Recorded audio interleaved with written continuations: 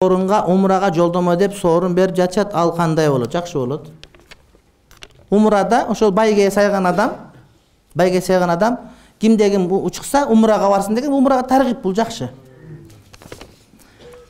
Кореяда заводдо, коридордо кафелдин үстүндө намаз окуп жүрдүк, 2 бала болуп окуганда жай намазды туурасынан салып окуганда сажда кылчу жерге салып окуп жүрдүк эле. Бир бала сажда кылган жерге эмес, бутту койгон жерге салыш керек деп калды. Туурасы кандай? Туурасы, эгерде жер нажас болгон болсо, булганыч болсо, бир эле жай намаз болсо, ошондо башты эмес бутту койгон жерге салабыз деген. Анткени бут көбүрөөк турат да саждага карагандачы. А силердики таза барды кафел деген, ошондо бет жумшак болсун деп ошо бетке койгонуңар туура эле силердики. Түшүнүктүүбү? Жума хутбасында сүйлөбөй угуу керек дейт. Бирөөлөр сүйлөшүп жатса сүйлөбөгүлө деп айтса да болбойт дейт. Жума хутбасы бул 4 рекет сүннөттөн кийинки имамдын минбарга чыгып арабча айтканыбы же саат 1-де башталган баянды хутба десе болобу? Ал маселе, хутба эмес. Хутба имам расмий жакка чыгып алып сүйлөгөндөгү хутба. Анан өй деп жанагы жарым саат сүйлөп айтканы маселеси, ал хутба эмес. Анда сүйлөшө берсең болот, бирок адепсиздик баары бир. Расмий хутба сүннөттөн кийинки 2 жанагы хутба. Ошо.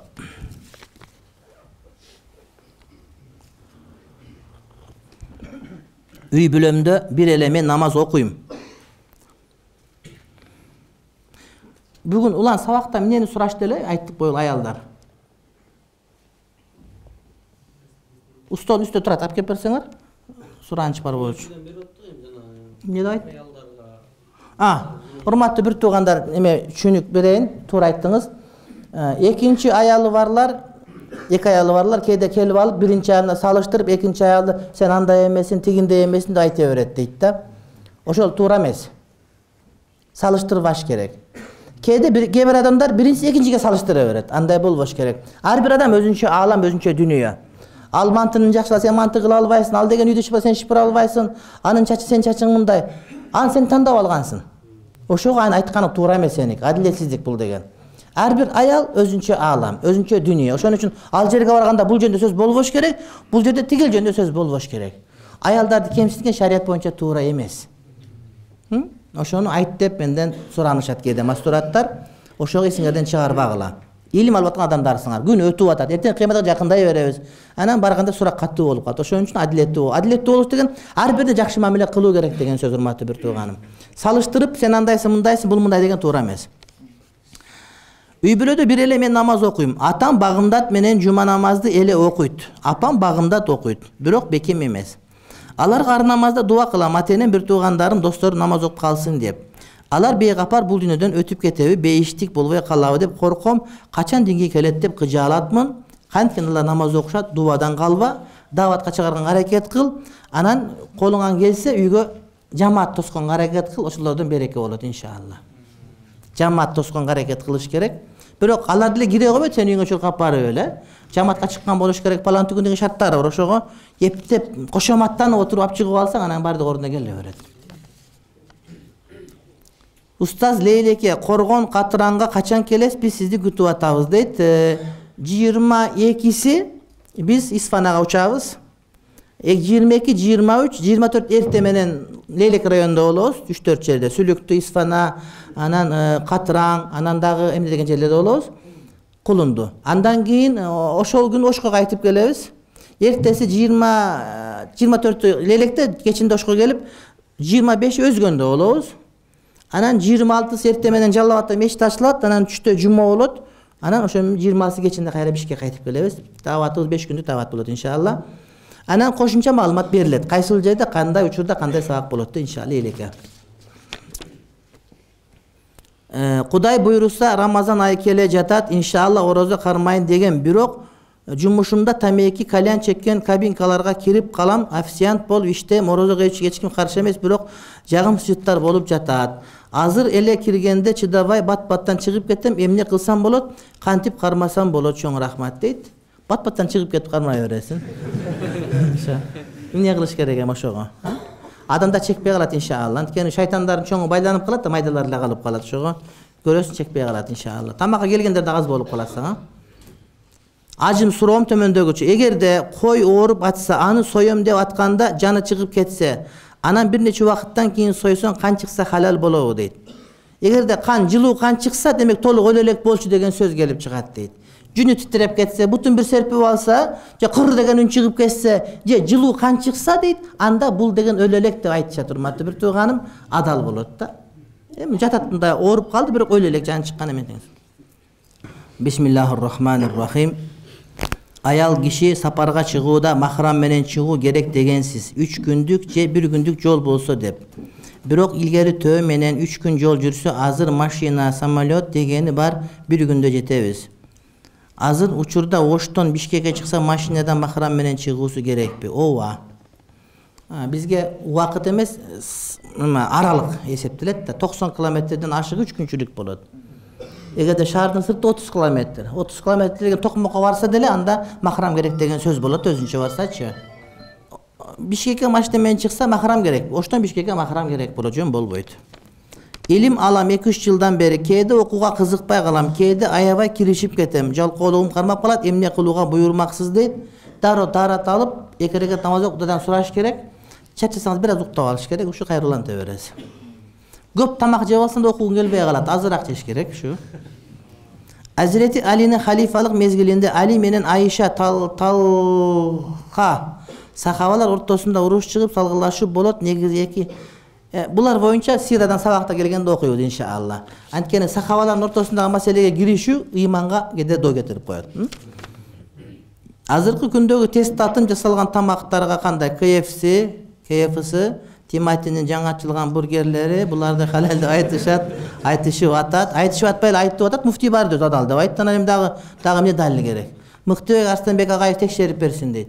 Муфтий барып айтып атса, анан Мыктыбек Арстанбек деп отурбайбыз да биз. Таяммум кылынбайт, суу бар болсо.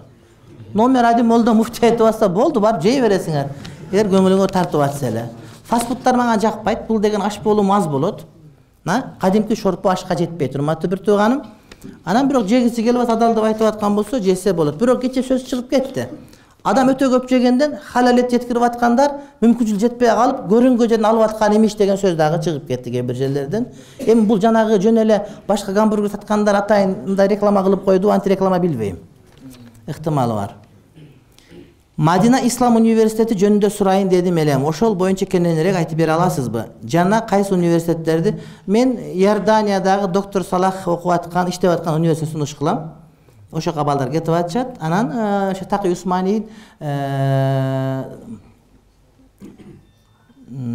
Дарыл Улум, Жамият Дарыл Улум, ошону сунуш кылам, экөөнү сунуш кылам. Азырынча. Башкалар жаман деген жерим жок, болгону шарттар жана башка нерселер чогулуп келип, ушул экөөнү көп сунуш кылат элем. Чет өлкөлүктөрдөн. Оштук Абдуллах Дамланы таанысаңыз, ошол киши боюнча айтып бере аласызбы дейт. Мен бул кишини тааныбайм, сөздөрүн уккан жерим жок, бирок ушул киши жөнүндө ызычы көп окуган угам. Ошол кошуна өлкөлөр, ошолор сүйлөгөн сөздү көп айтат экен, аны биздикилер угуп атат экен деп, ал кишини укпагыла деп мындай бир тыюу салынгандай маселе болуптур экен. Интернеттен баамдап калдым. Ошого караганда менимче акыйкатты көбүрөөк сүйлөгөн Дамыла болсо керек. Абдулла Дамылда мен билбейм, негизи тааныбайм. Тааныштыгым жок. Таанышкым келип жүрөт негизи. Анткени мындай бир машгур болуп аткандарды көрүп койгон жакшы болот да. Балким чындап туура эмес болуп калыш ыктымалы деле бар, билбейбиз бизчи. Бирок ушунчалык угуп атканда, демек адамдарга жагып аткан маселе айтып атса керек. Анткени туура эмес адамдар элдер эришибейт деле да.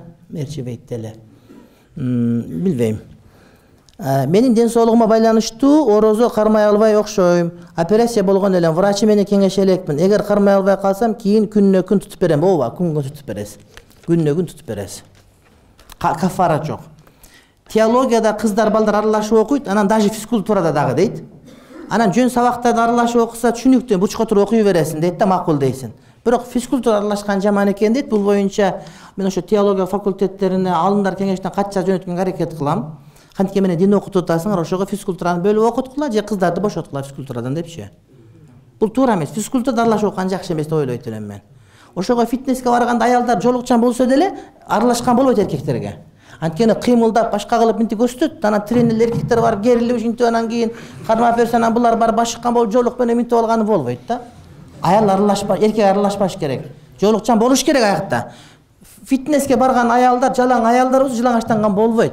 Жалпы жай. Жолук менен анан атайын ошондой спорттук кийимдерди аялдар ошону кийип машыкса болот. Бирок эркектер болбош керек. жолу чечилбеш керек да. Анан ошол боюнча мен ойлоп атам, муну сен мага бересиң иншалла. Бул Молдо Хабибуллага айтабыз, бул боюнча бир чара көрүш керек. Анткени Кыргызстандын ичинде биз Ахли Сүннат вал Жамаат боюнча жүрүш керек. Дин окутуп атасыңбы, демек биздин тартипке көнүшүң керек. Көнбөсөң анда динди окутпа бизде. Биз Кыргызстанбыз, Ханафи мазхаб палан түкүн деген бар, анан физкультурага келген айылдан келдик, жумуш издеп, туугандардыкында туруп атабыз. Атамдын жесиникинде эжем кредит алат, кой десе болчудай эмес. Үйүнүн тамак ичишке туура келет. Биздин ыйман амалдарыбыз кандай болот? Аргасынан барып атабыз дейт. Эми сиз авал кыйыныраак болот. Тамак ичкенден кийин барсаңыз жакшыраак болот, эгер бир нерсе болсо. Анан такыр ичкенге туура келсе, карап көрүңүз, ошондон башка дагы мында кирешеси барбы жокпу деп. Болсо, ошондон экен деп ниет кылыңыз.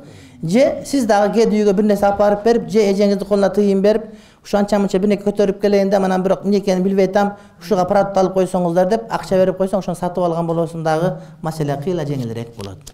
Бирок таарынтпай турган болсоң. Биз жакында үйлөндүк эле.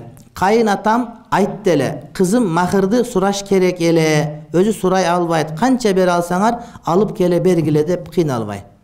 Атам кайын атама калың деп берди. Масуратымдын колуна берилген жок. Кээ бирөө кыздын колуна таш тийиши керек эле дейт. Өтпөй калат деп кандай болот устаз? Же Масуратымдын колуна кайра махыр беремби дейт. Эркек тараптан аял тарапка нике себебинен берилген, базарга апарып сатсаң пул боло турган же пулдун өзү болсо бардыгы махыр эсеп болот. Ошол берген калың ошо махыр.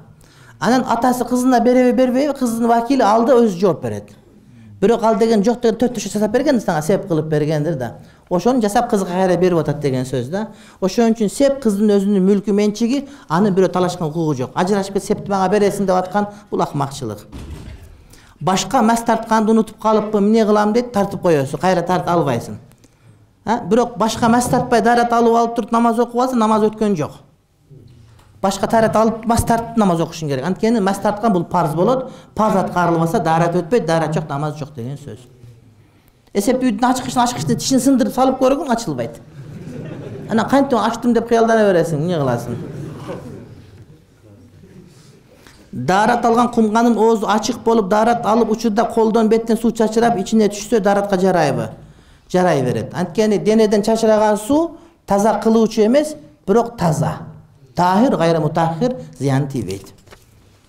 Кийимди жууганда такыбалык үчүн 3 жолу чайкоо керек дейт, бирок ага амал кылуу болсок суу ысырап болот. Жок, 3 жолу жууш керек деген сөз. Бир жолу самындап жүүсүн, бир жолу самын кетип, бир жолу чайкап жүүсүн деген сөз. Эгерде кой ооруп атсаны айттык муну. Эгер үйлөнсөм сиздерди чакырса келе аласыздарбы дейт. Себеби тоюмду шарият жолунда үйлөнүп, бирок кафеге ичимдик жок кылып, музыка жок кылып, сиздер баян кылып берсеңер деп ойлогом, сиздер кандай карайсыңар? Мен ушулар канча-мынча барып жүрчүм, бирок кийин баргым келбей калды. Анткени барганда өзүңү артист сезип калат экенсиң, кетечи. Ыңгайсыз болосуң да ушундайчы. Анан ушу мечиттерге эле келип маселе айта берейлик деп ойлоп калдымчы. Молдонун кадыры бар, курматы кеде тебеленип кеткенде. Ошон үчүн кээ бир молдолор тамада болуп алганын көрүп абдан ачуум келет чындыгында. Ошого молдон тамада болгону, анан ушундай тойдо эме мындай тууганың болсо барып сүйлөп койсоң бир жөн, бирок тууганың деле эмес, жөн эле мындай болуп барып анан кийин сүйлөп бериш үчүн бара турган болсоң, мындай илим мындай бир кор болгондой болуп кетет да мангачы.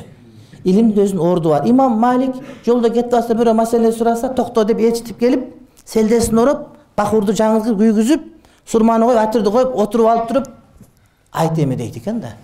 Эмнеге? Пайгамбардын хадисин сүйлөп атат. Анан сен чакачак бийлеп аткан бирөөлөр, бияк аял, бияк кыз, күлкүлгөн көйнөк кийген бирнекелер, ошолорго маселе айтып берип аткан болсоң, ичинен ушу сүйлөп деп дагы турат да бир жеринде. Ошон үчүн келгиле динди жакшыраак кылайлык. Никени кыйып берейин, Кудайга шүгүр ушул жерде. Маселе ошол жерден айтып берейин. Сабакка жете элек болсоң сүйлөп берейин, камерага тартып дагы бер. Бирок мени мечиттен чыгарып атса дагы кетейин.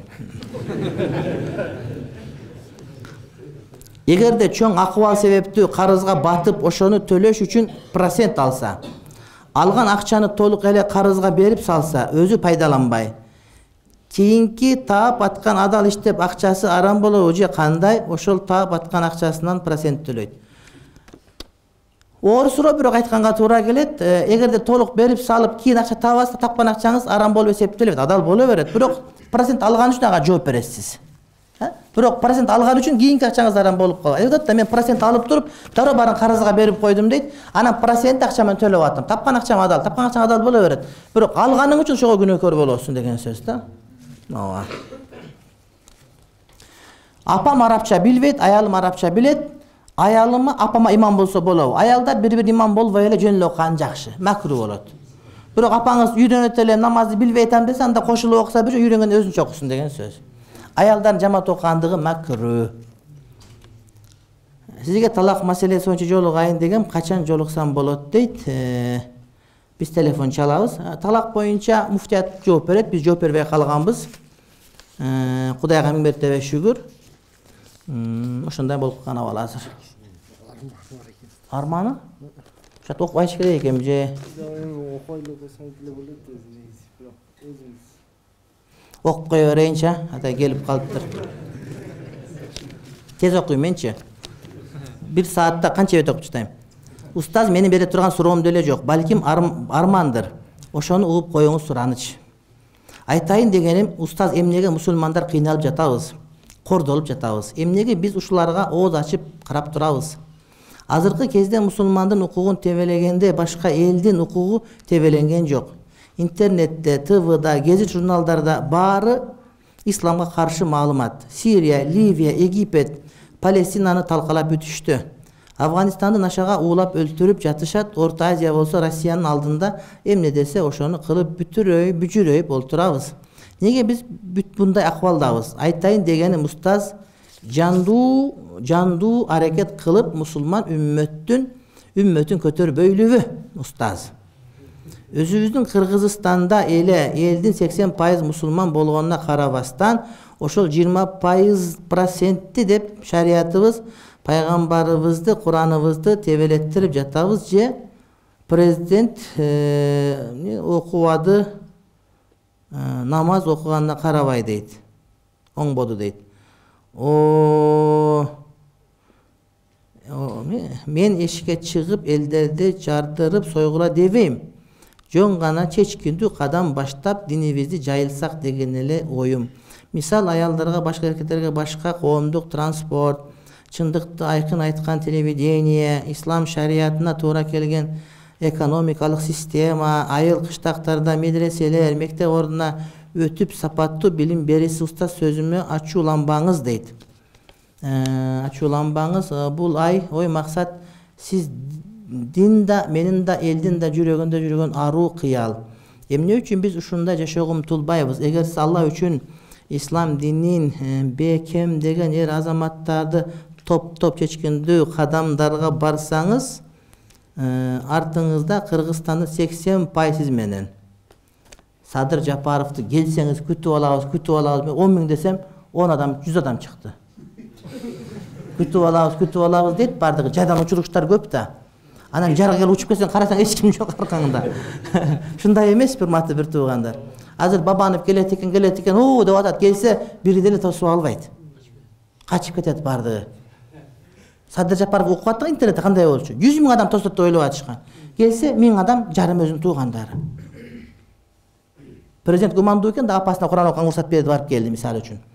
Айтайын дегеним, ушундай бир реалдуулукка түшүүбүз керек турмат. Окуп бүтөйүнчү. Мен бул алым, мен согушка чыгып элди бөлүп Кыргызстанды жок кылайын деген оюм жок. Жөн гана өнүгүүгө жол баштайлы деген оюм. Устаз, ката кемчиликтер болсо кечириңиз. Аллахтан разы болсун. Ката кемчилик мына жазуумда бир 100 ката бар, аны кечире албайм. Аны оңдошуң керек. Ошибкалар абдан эле көп да.